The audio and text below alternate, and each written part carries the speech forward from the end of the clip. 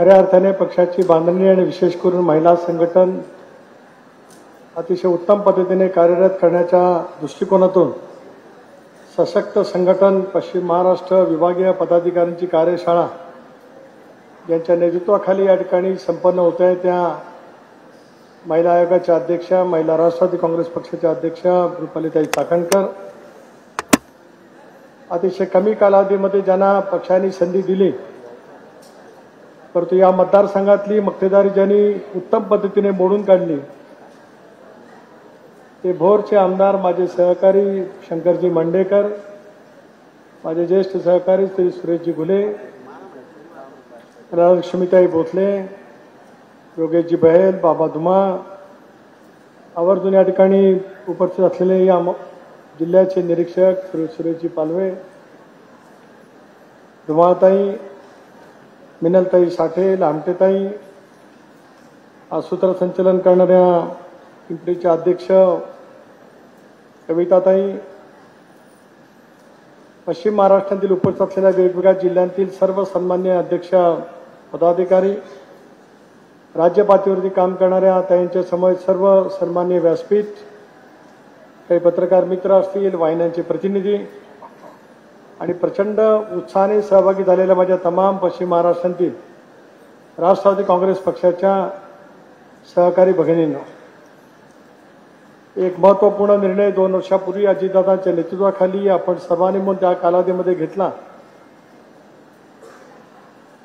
शिवशाहू फुले आंबेडकरांच्या विचारधारेवरती भक्कमपणाने वाटचाल करत स्वर्गीय चव्हाण साहेबांनी महाराष्ट्राला जी वैचारिक दिशा दिली, बहुजन समाजाचं व्यापक ही साधायचं असेल तर सत्तेमधला तुमचा सहभाग असला पाहिजे, या विचारधारेवरती दृढ विश्वास व्यक्त करत अजितदादांच्या, प्रफुल्लबाईंच्या, भुजबळांच्या नेतृत्वाखाली एनडीएमध्ये आपण सहभागी होण्याचा महत्त्वपूर्ण निर्णय घेतला।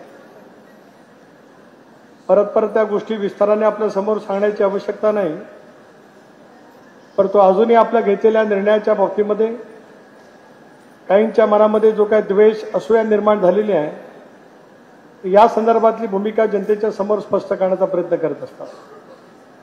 आपण निर्णय घेतला, आमदारांचं समर्थन मिळालं,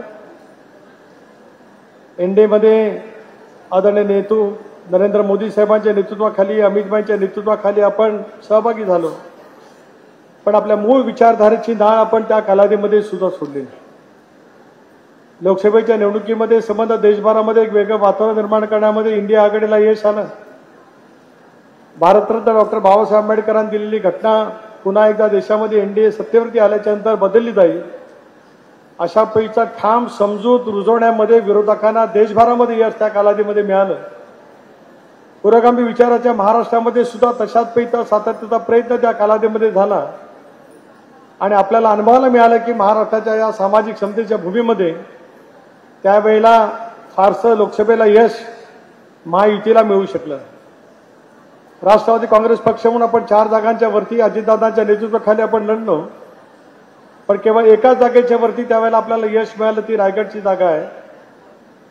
महाराष्ट्रामध्ये सुद्धा विदर्भ असेल, मराठवाडा असेल, इथे पूर्णपणाचं यश त्या कालावधीमध्ये हे महाविकास आघाडीला त्यावेळेला मिळालं। स्वाभाविकपणाने महाराष्ट्राच्या राजकारणामध्ये त्यावेळेला एक वेगळ्यापैकीचं वातावरण निर्माण करण्यामध्ये विरोधकांना यश आलं। अजितदादांचं नेतृत्व पुढच्या कालावधीमध्ये महाराष्ट्रामध्ये स्वीकारलं जाणार नाही अशा पद्धतीची भावना सातत्याने त्या कालावधीमध्ये पसरवण्यामध्ये आली। मांडेकरजी, तुमचा निर्णय आम्ही अखेरच्या टप्प्यामध्ये घेतला, परंतु त्या कालावधीमधले सगळे दिवस मला आठवतात। लोकसभेच्या निकालाच्या नंतर असा सुरेश अण्णा प्रत्येक दिवस सातत्याने जात होता की कोणतरी आपली साथ सोडून मूळ प्रवाहामध्ये आम्ही गेलो, अशा आभास त्या कालावधीमध्ये निर्माण केले जाते।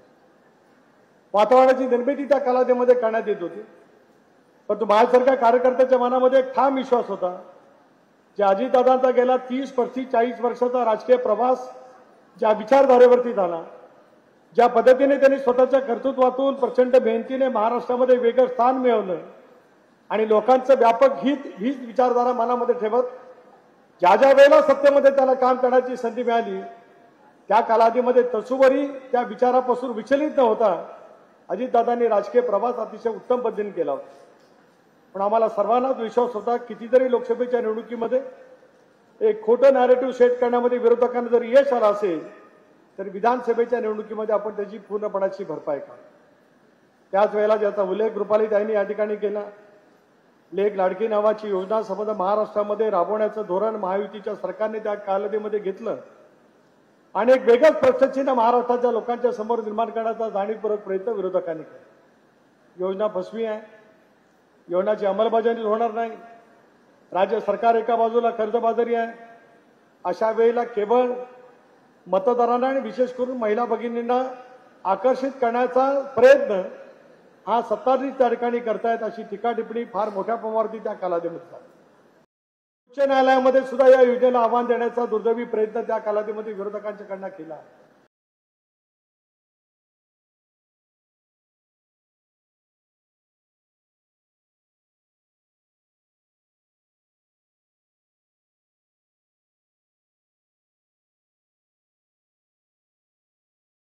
अगदी परंतु एखादा निर्णय घेतल्याच्या नंतर त्याची अंमलबजावणी करण्यामध्ये अजितदादांचा हात कोण धरू शकणार नाही. देवेंद्रजीची साथ मिळाली, एकनाथरावांची साथ मिळाली. आदितींनी त्या कालावधीमध्ये कष्ट केले आणि महाराष्ट्राच्या कानाकोपऱ्यामध्ये प्रभावीपणाने योजना राबवली गेली आणि संबंध महाराष्ट्रामध्ये महिला भगिनींच्या मध्ये एक वेगळ्या पैचं चैतन्याचं वातावरण. देशाला स्वातंत्र्य मिळालं 47 साली, देश आपण प्रजासत्ताक घोषित केलं 1950 साली. महाराष्ट्राचा गौरवशाली दिन आपण 1 तारखेला महाराष्ट्राच्या इतिहासामध्ये पहिला प्रथम एक राजकीय पक्ष राष्ट्रवादी काँग्रेस पक्ष साजरा करणार आहे. गेल्या 65 वर्षाच्या वाटचालीमध्ये अशा पैचा निर्णय या महाराष्ट्रातल्या कर्तव्यगार प्रचंड प्रमाणावरती शोषितेने जीवन जगणाऱ्या महिलांच्यासाठी यापूर्वी कधी घेण्यात आलेला नाही. योजना सफल झाली, अंमलबजावणी व्यवस्थित झाली. राष्ट्रवादी काँग्रेस पक्ष म्हणून जनसन्मान यात्रा आपण महाराष्ट्राच्या कानाकोपऱ्यामध्ये काढली. त्यावेळेला सुद्धा अनेकांच्या मनामध्ये निर्माण झालेलं होतं की या योजना ही संबंध यात्रा सुद्धा सफल होईल की नाही. पण त्याच्या पूर्वतयारीसाठी मी ज्यावेळेला फिरलो त्यावेळेला अनेकांनी शंका व्यक्त केल्या होत्या. पण एक निर्धार केला होता प्रदेशाध्यक्ष म्हणून मी की जो निर्णय अजितदादांच्या नेतृत्वाखाली घेतलाय त्याचा सन्मान करण्यासाठी जनतेपर्यंत आपण पोहोचणं, जनतेच्या मनामध्ये पुन्हा एकदा विश्वासार्हता निर्माण करणं, त्या माध्यमातून आपण एक जनसंवाद त्या ठिकाणी करू शकतो, जनसन्मान करू शकतो आणि प्रभावीपणाची योजना राबवण्याच्या दृष्टिकोनातून राष्ट्रवादी काँग्रेस पक्ष लाडकी बहीण योजना राबवण्याच्या दृष्टिकोनातून पूर्ण प्रयत्नाची पराकाष्ठा करताय. हे संबंध मतदारांच्या पुढे नव्हेच तर महाराष्ट्रातल्या जनतेच्या पुढे राबवण्याच्या दृष्टिकोनातून आपण प्रयत्नाची पराकाष्ठा. प्रचंड प्रमाणावरचं यश त्यावेळेला मिळालं. टप्प्याटप्प्याने वातावरणामध्ये बदल होत गेला आणि विधानसभेच्या निवडणुकीच्या एक 15-20 दिवस अगोदर राष्ट्रवादी काँग्रेस पक्षाला म्हणजे आपल्याला 10 जागांच्या पर्यंत सुद्धा संख्याबळ गाठता येणार नाही असं विश्लेषण त्यावेळेला सर्व स्तरावरती केलं जात. म्हणून हा मतदारसंघ ज्यावेळेला भोरचा घेण्याचा मी निर्णय घेतला त्याला मी, अजितदादा, प्रफुल्लभाई आम्ही सगळेजण बसलो होतो. शंकर मांडेकर एकेकाळी तुम्ही सुद्धा पक्षामध्ये काम केलेलं होतं, काही कारणामुळे तुम्ही पक्ष सोडला होता, का सोडला होता मला माहिती आहे, त्याचा दुरुक्ती या ठिकाणी मी करणार नाही. पण तुमच्यासारखा सच्चा कार्यकर्ता जनमानसामध्ये पुन्हा एकदा उभा केला तर या मतदारसंघामध्ये जे आज अनेक वर्ष ठाण मानून बसलेले आहे त्या मतदारसंघामध्ये बदल आपण घडू शकतो असा विश्वास दादांसहित आमच्या सर्वांच्या मनामध्ये आला आणि महाराष्ट्रामध्ये बदललेल्या वातावरणाची चाहूल या संबंध परिसरातून निर्माण झालेली आपल्याला पाहायला मिळते. हे मी विस्ताराने का सांगतो की जनतेच्या आणि कार्यकर्त्याच्या मनामध्ये आत्मविश्वास निर्माण करण्याची आवश्यकता आहे. पराभूत मनस्थितीमध्ये ज्यावेळेला लोकसभेच्या निवडणुकीच्या नंतर मी पहिली बैठक बोलवली त्यावेळेला सगळेजण आले होते, आमदार महोदय सुद्धा उपस्थित होते, पण कोणाच्या चेहऱ्यावरती उत्साह मला बघायला मिळत आणि मला सुद्धा योग्यजी वाटलं की खरोखर हे होईल की नाही, कशा पद्धतीचं होईल. पण टप्प्याटप्प्याने फेरबदल होत गेला आणि मग निवडणुकीच्या टप्प्यामध्ये आपल्याला आवश्यक असणारं यश त्या कालावधीमध्ये निश्चितपणे त्या ठिकाणी मिळालं. विधानसभेच्या उपाध्यक्षांचं उशीर आल्याबद्दल प्रदेशाध्यक्ष म्हणून स्वागत करतो. विश्वास व्यक्त करतो की कधीतरी विधानसभेमध्ये बेल वाजवाल वेळेवरती एखाद्याने भाषण संपवा म्हणून, तशी पक्षामध्ये बेल वाजवण्याचा अधिकार मला आहे एवढं लक्षात ठेवावं आणि वेळेवरती उपस्थित राहिलं तर सर्वांनाच आनंद नाही. त्यांच्याकडे बोट टाकू नका. गमतीचा भाग सोडूया, पण तुम्ही आलात. आज राज्यामध्ये आपण पुन्हा एकदा सत्तेवरती आहोत. महाराष्ट्रामध्ये 238 जागा. 1962 सालामध्ये संयुक्त महाराष्ट्राच्या चळवळीच्या नंतर महाराष्ट्राच्या विधानसभेची पहिली निवडणूक. तोपर्यंत मुंबई राज्याच्या निवडणुका होत होत्या. पण 62 सालामध्ये चव्हाण साहेबांच्या नेतृत्वाखाली पहिल्या महाराष्ट्राच्या संयुक्त महाराष्ट्राची पहिली निवडणूक झाली आणि 62, 67, 72, 78, 80, 84 म्हणजे 85, 90, 95, 99, 4, 9, 14, 19 या सर्व सार्वत्रिक निवडणुकीमध्ये कुठल्याही राजकीय पक्षाला जेवढं यश मिळालं नव्हतं तेवढं महायुतीला अभूतपूर्व यश मिळालं आणि दादांच्या नेतृत्वाखाली राष्ट्रवादी काँग्रेस पक्षाने सुद्धा 59 जागांच्या वरती घड्याळाच्या चिन्हावरती निवडणूक लढवली. 41 जागेवरती घड्याळाच्या चिन्हावरती राष्ट्रवादी काँग्रेस पक्षाचे आमदार निवडून आणण्यामध्ये आपल्या सर्वांना यश त्या ठिकाणी मिळालं. याच्यामध्ये माझ्या महिला संघटनेच्या महिला कार्यकर्त्यांचा सिंहाचा वाटा होता, महिला मतदारांचा सिंहाचा वाटा होता आणि म्हणूनच पराजय ज्यांना सहन झाला नाही त्यांनी ईव्हीएमच्या नावाखाली आपल्या पराजयाचं खापर दुसऱ्यावरती फोडण्याचा प्रयत्न. कुलकर्णी साहेब आपण आला, तुमचं मार्गदर्शन थोडा वेळ मी ऐकीन. पण लोकसभेमध्ये त्यांना यश मिळालं तर त्यांच्या कर्तृत्वाने मिळालं.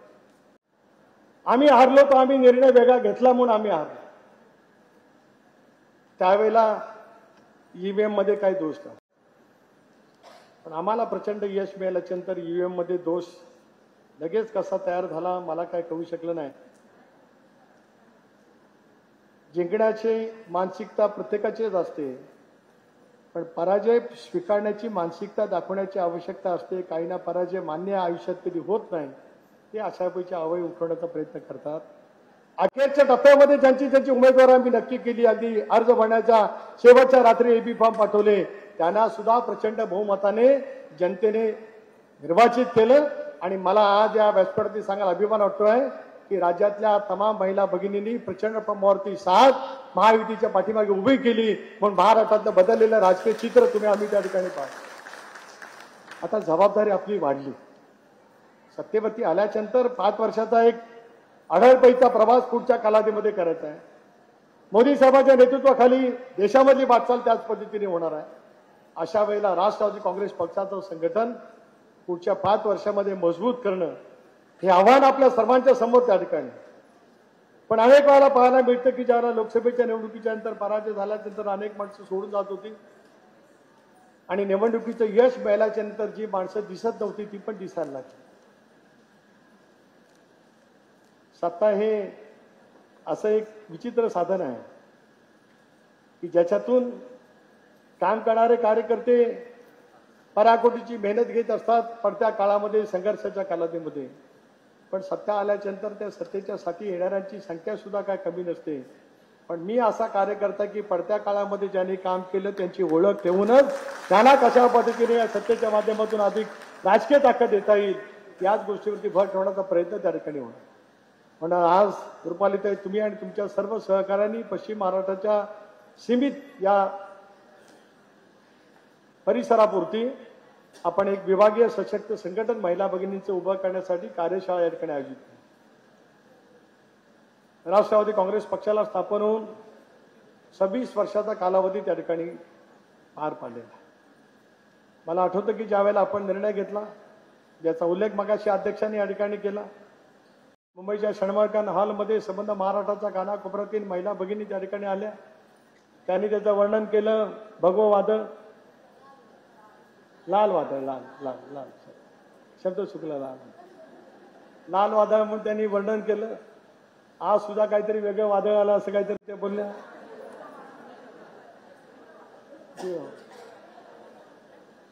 माझी पत्नी धार्मिक असल्यामुळे नवरात्रात 9 दिवस वेगवेगळे रंग असतात एवढंच मला माहिती होतं. त्याच्या पलीकडे काय मला फारसं कधी माहिती नव्हतं. मी समजून घेण्याचा कधी प्रयत्न केला नाही. पण आता या महिला काय शाळेच्या निमित्ताने हे वेगवेगळे रंग पण कळत गेले. रंग म्हणजे साडीचे. राजकीय रंग आपला एकच आहे, तो म्हणजे सामाजिक क्षमतेचा आहे. तो विचार घेऊनच आपल्याला अजितदादाच्या नेतृत्वाखाली पुढची वाटचाल करायची. पण शेवटी पारंपरिक संस्कृतीच्या माध्यमातून जी विचारधारेची आपण जोडले गेलेलो आहोत ती विचारधारा पक्ष काम करत असताना सुद्धा त्याच पद्धतीने आपण जोडली तर पक्षाच्या कार्यकर्त्यांच्या मधला विश्वास आणि विशेष करून महिला संघटनेतला विश्वास अधिक प्रखरतेने करण्याची भूमिका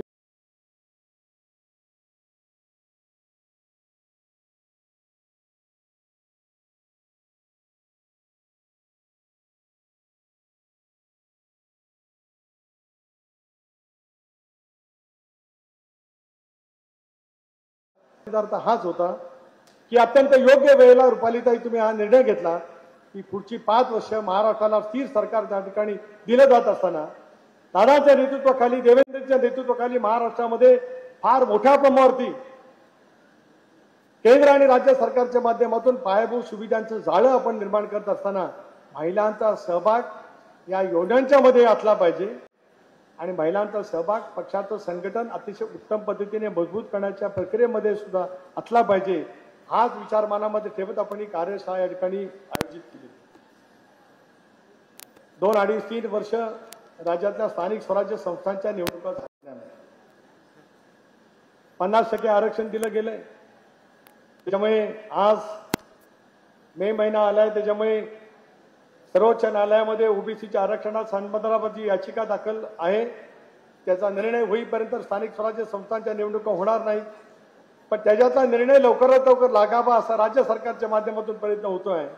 त्याच्यामुळे नोव्हेंबर-डिसेंबरच्या आसपास स्थानिक स्वराज्य संस्थांच्या निवडणुकीला आपल्याला सामोरं जावं लागेल. अशा वेळेला 50% महिला भगिनींची उमेदवारी ही आपल्याला त्यावेळेला आपण घेतलेल्या निर्णयाच्या माध्यमातूनच आपल्याला त्या ठिकाणी करावी लागेल. अशा वेळेला त्या आगामी येणाऱ्या निवडणुकीला सामोरं जात असतानाच प्रभावीपणाने काम करणाऱ्या महिला भगिनी ज्या चळवळीमध्ये काम करतात पक्षाच्या प्रत्येक कार्यक्रमामधला त्यांचा सहभाग अतिशय उत्तम पद्धतीने राहतो. सर्वसामान्य माणसांच्यासाठी महिला भगिनींसाठी एखादा प्रसंग उभा राहिल्याच्या नंतर राष्ट्रवादी काँग्रेस पक्षाची माझी महिला भगिनी तत्परतेने त्यापर्यंत पोहोचते. हेच वर्णन आज महाराष्ट्रामध्ये राष्ट्रवादी काँग्रेस पक्षाच्या महिला संघटनेच्या बाबतीमध्ये केलं जात आहे. त्याचाच आधार घेत उद्याच्या भवितव्याची वाटचाल आपल्याला निवडणुकीच्या माध्यमातून सुद्धा त्या ठिकाणी करायची. सत्ता येते जाते. सत्ता केवळ उपभोगण्याचं साधन होऊ शकत नाही तर प्रभावीपणाने जनतेचं सेवा करण्याचं एक उत्तम पैकीचं साधन आहे. मग ती महानगरपालिका असेल, जिल्हा परिषद असेल, पंचायत समिती असेल, नगरपालिका असेल, नगरपंचायत असेल किंवा दीर्घकाळ निघाणाऱ्या ग्रामपंचायतीच्या माध्यमातून असेल त्याच्यातून सुद्धा महिला भगिनी अतिशय उत्तम पद्धतीने पुरोगामी असलेल्या महाराष्ट्रामध्ये नेतृत्व देऊ शकतात. हे गेल्या अनेक वर्षाच्या राजकीय अनुभवातून आपल्याला पाहायला मिळालं.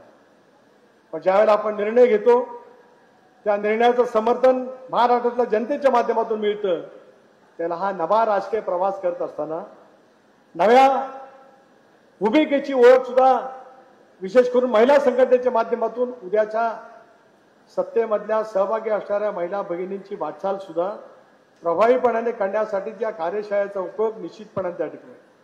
अनेक वेळेला छोटे छोटे प्रश्न असतात आपल्याला ते समजून घ्यावे लागत असतात.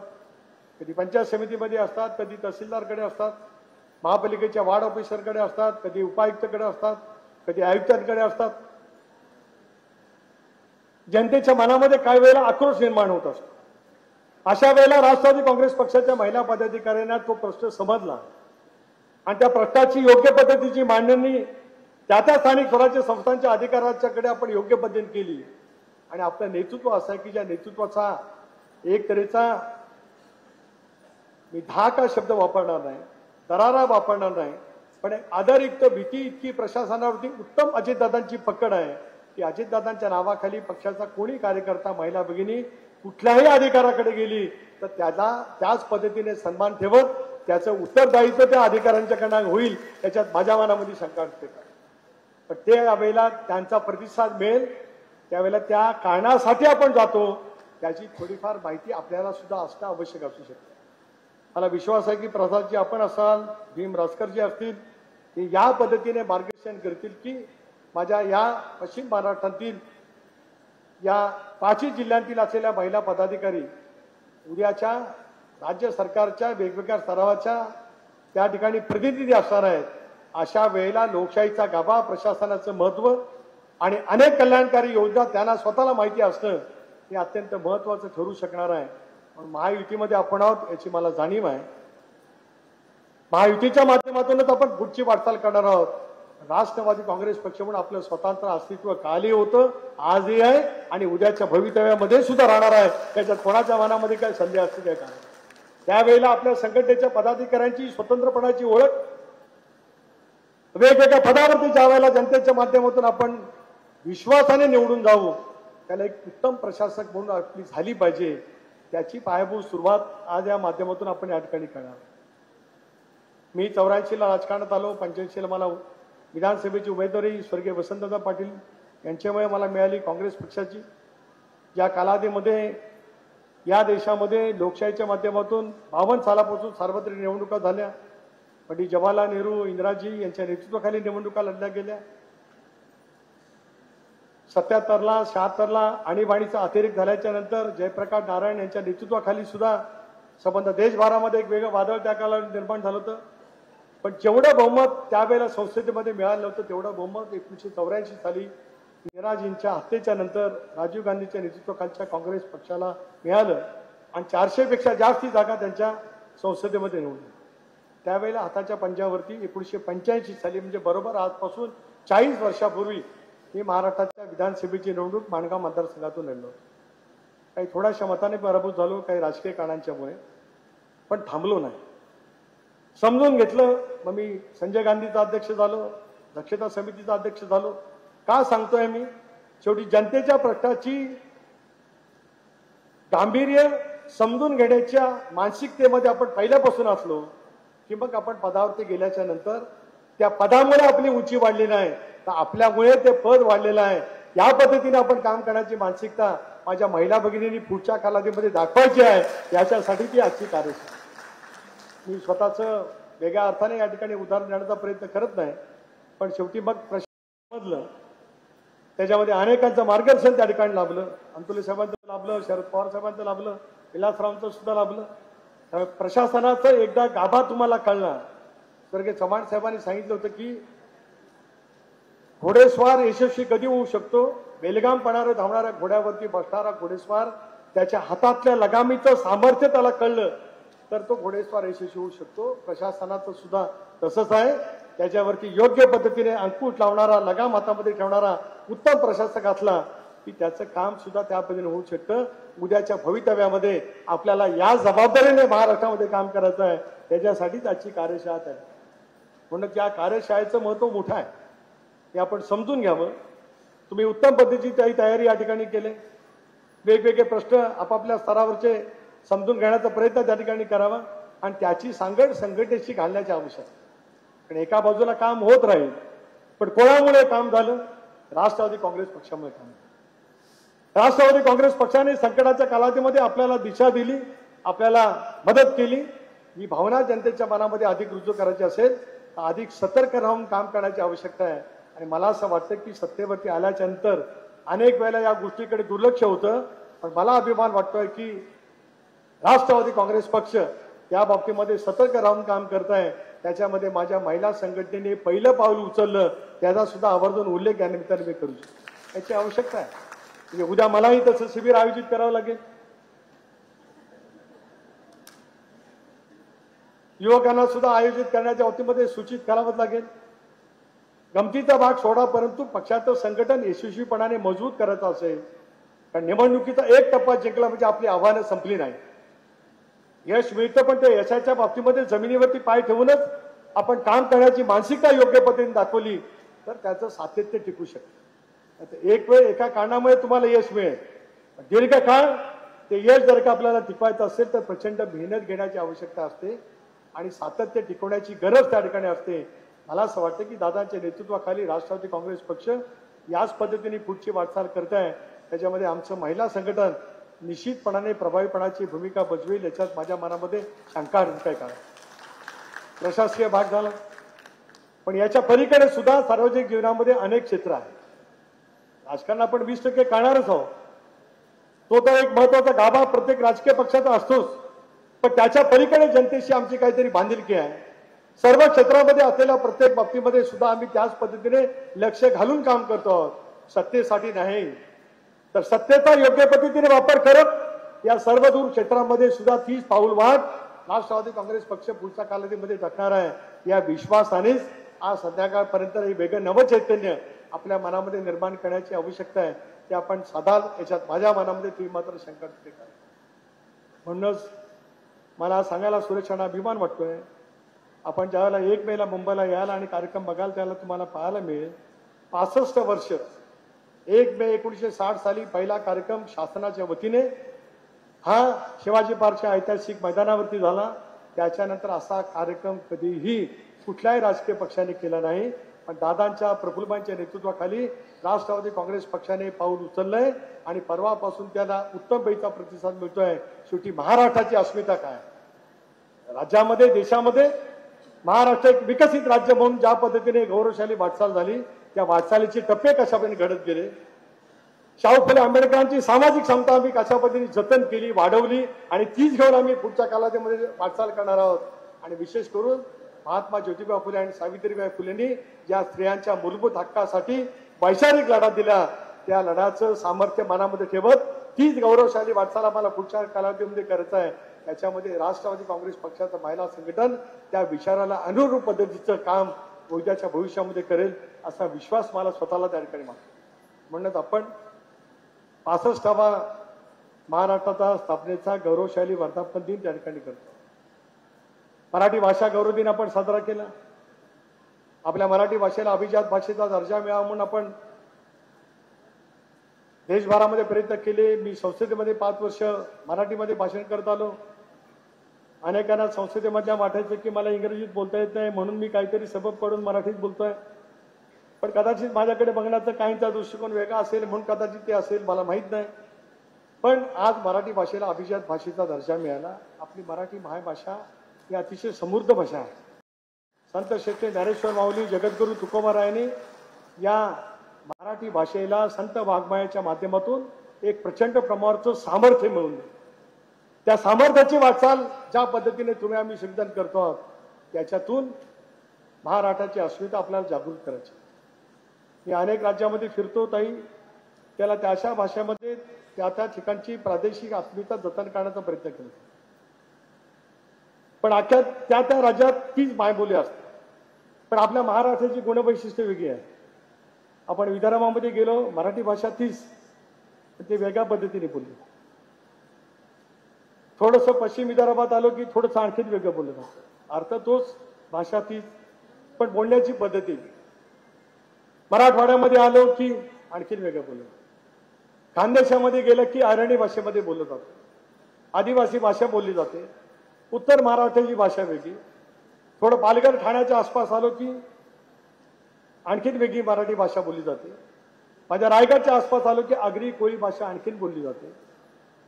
कोकणामध्ये रत्नागिरीच्या आसपास गेलो की आपले जे मोरे आपल्या हास्यामध्ये काम करतात ती मराठी भाषा कोकणातली असते. आणखीन तर कोकणामध्ये गेलो की मच्छिंद्र कांबळेंनी मालवणी बोली कशी असते ती बोलली जाते.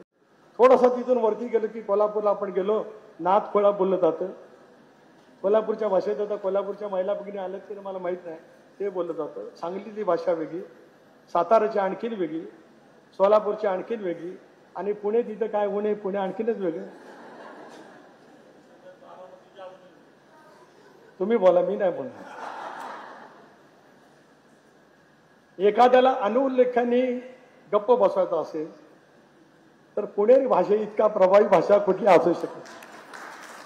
मी पुण्यात बोलतोय याची मला जाणीव आहे तरी सुद्धा पुणे तिथे योगीची काय होणे. स्वच्छ शब्दात स्पष्टपणाने बोलणं. आता कुलकर्णी साहेब हसतात पण मला आनंद आहे कारण माझा मतदारसंघ पुण्याला लागूनच आहे.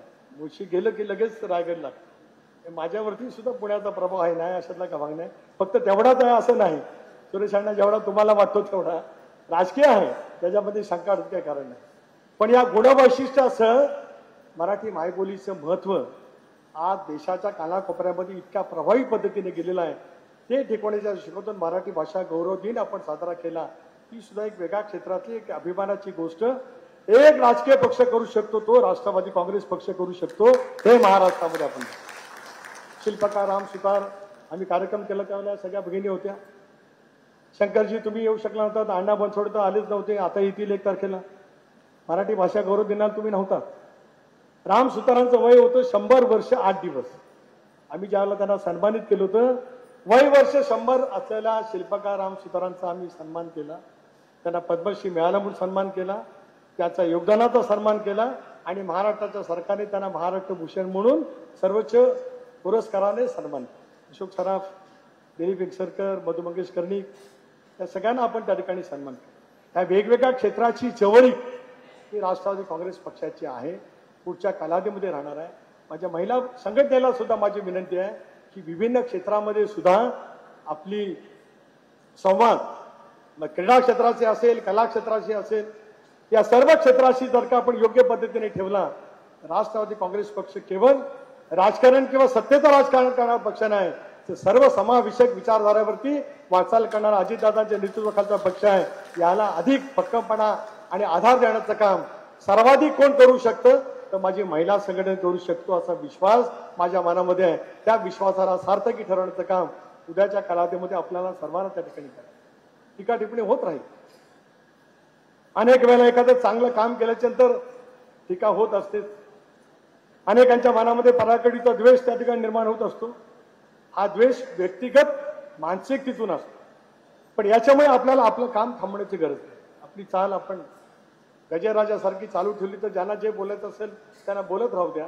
आपली चाल डौलाने, सन्मानाने, विचारपूर्वक लोकांच्या संवेदनाशी मिळती जुळती ठेवली तर मग कोण किती जरी बोललं तरी आपल्याला थांबण्याची आवश्यकता लागत नाही. आपली तीच वाटचाल आपण ठेवू शकतो. त्या विश्वासाने आपण काम करण्याची आवश्यकता. मला ही जाणीव आहे की महिला भगिनींनी सक्रिय काम करत असताना किती अडचणी येऊ शकतात. अनेक वेळेला अनेक पद्धतीच्या वेगवेगळ्या टीका टिप्पणीला त्यांना सामोरं जात असतं, पण तुमचा भाव म्हणून मी आणि दादा तुमच्या पाठीशी ठामपणाने उभा आहोत. हा विश्वास या ठिकाणी आम्ही देऊ शकतो. काम करत राहा, जनतेशी उत्तमपैकी संवाद ठेवा. सर्व क्षेत्रामधली वाटचाल करण्यासाठी बांधिलकी घेऊन आपल्याला अधिक काय नेमका काय करता येऊ शकेल या दृष्टिकोनातून आपण अधिक चांगलं काम करू शकता. आपण सगळ्या महिला त्याच्यामुळे उत्तम पाककलेमधल्या असतात. जसं उत्तम पदार्थ करतात तसं पक्षाच्या वाटचालीमध्ये नेमकं काय केलं पाहिजे. आज काय पदार्थ आहे मला माहित नाही, कदाचित तो कॅटररचा असेल, तोही मी खाईन, मला त्याच्याबद्दल आक्षेप नाही. पण माझ्या सांगण्याचा अर्थ वेगळा अर्थ नाही. माझ्या सांगण्याचा अर्थ असा की कुठलीही स्त्री जन्मजात अशा पद्धतीने विचारधारेवरती ती वाढत असते की जेणेकरून अनेक गोष्टीच्या, अनेक विभिन्न क्षेत्राशी तिची ओळख आपापच होत असते. कळत न कळत अनेक गोष्टीचा प्रभाव त्या भगिनीच्या जीवनामध्ये त्या ठिकाणी होत असतो. मला असं वाटतं एका राजकीय पक्षाच्या राजकीय प्रवासाती आपल्या सर्वांची वाटचाल याच पद्धतीने झाली पाहिजे. एक समर्थ पुरोगामी विचाराचा राष्ट्रवादी काँग्रेस पक्ष महाराष्ट्रामध्ये अजितदादाच्या नेतृत्वाखाली वाटचाल करत असतानाच या सर्व विचारांच्या सह वाटचाल करतोय. अशा पैकी विचारधारा घेऊन आपल्याला काम त्या ठिकाणी करायचं आहे. म्हणून आजचं एक दिवसाचं शिबिर होईल. मला माहिती आहे की तुम्ही थांबणार नाही आणि आपल्याला थांबायचं नाही. पुढचे वेगवेगळे कार्यक्रम आपण दिले गेले पाहिजेत. निवडणुकीला सामोरं जाणं हा एक भाग आहेच, मी मगाशी म्हटल्याप्रमाणे, पण त्याचबरोबर वेगवेगळे उपक्रम जसं आपण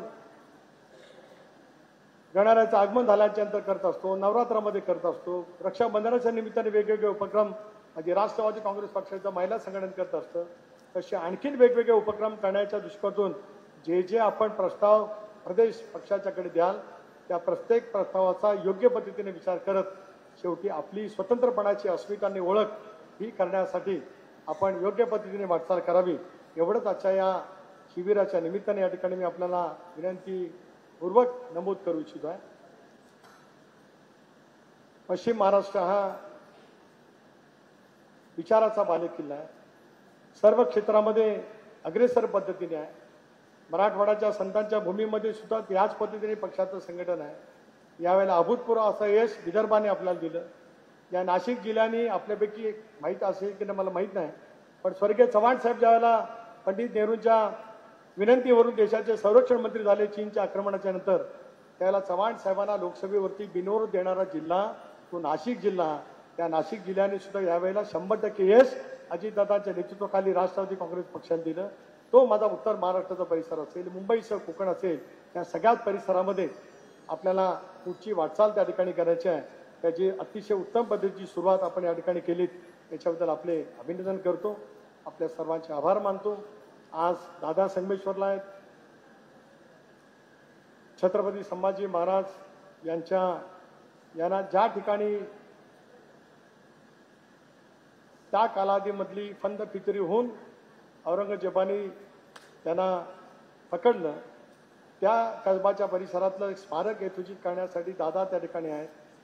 मला तिथे जाणं आवश्यक होतं, पण पक्षाच्या संघटनेच्या कामामध्ये काहीपेक्षा इथे जरी तुम्ही गेलात तरी चालेल अशी त्यांनी परवानगी दिली. ते तिथे आहेत, आदित्य आहे, शेखर निकम. त्यामुळे ते स्वराज्य रक्षक छत्रपती संभाजी राजांचं स्मारक हे योग्य पद्धतीने राष्ट्रवादी काँग्रेस पक्ष उभारेलच. पण त्याच विचारधारेची वाटचाल आपण सर्वजण उद्याच्या भविष्यातली वाटचाल त्या ठिकाणी करू. स्मारक सरकार उभा करणार आहे, पण आपली त्याच्यातली वाटचाल जी आहे ती त्या ठिकाणी असेल. पुन्हा एकदा खूप संख्येने आपण या ठिकाणी आलात. पाचही जिल्ह्यांतील इतक्या महिला भगिनी फार मोठ्या प्रमाणात सहभाग आहे, याचा अर्थ उद्याच्या भविष्याच्या वाटचालीमध्ये आपला याच पद्धतीने वाटचाल करण्याची, मनातला आत्मविश्वास दृढ करण्याची भूमिका आम्ही सगळेजण घेऊ. एवढंच आजच्या प्रसंगी सांगतो. आपल्या सशक्त संघटन या महाराष्ट्राच्या विभागीय कार्यशाळा जी पश्चिम महाराष्ट्र जी होती आहे त्याचं औपचारिक उद्घाटन झालं असं घोषित करतो. आपल्या सर्वांचे आभार मानतो आणि प्रसादजी कुलकर्णी आपलं भाषण ऐकण्यासाठी, मार्गदर्शन ऐकण्यासाठी आम्ही सगळेजण उत्सुक आहोत अशा भावना व्यक्त करून थांबतो. जय हिंद, जय महाराष्ट्र, जय राष्ट्र. धन्यवाद साहेब. जसं कुटुंबामध्ये ज्येष्ठ